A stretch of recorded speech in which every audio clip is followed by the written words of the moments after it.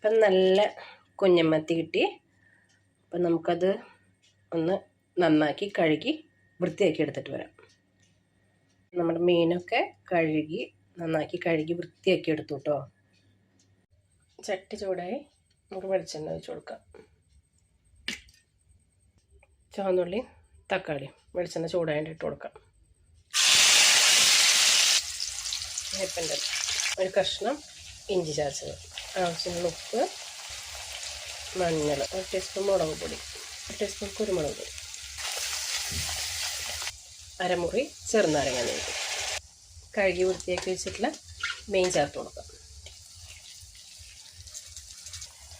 ഒരു ഭാഗം വെന്ത് വരുമ്പോൾ മറിച്ചിടാം. പതുക്കെ മറിച്ചിട്ട് കൊടുക്കാം. നല്ല മോരുകറി,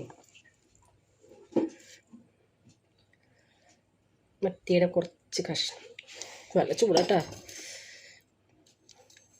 കഷ്ണം വെച്ചിട്ട്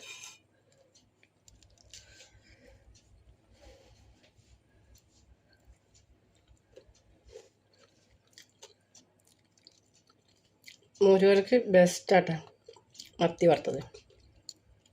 അങ്ങനെ എടുക്കാം.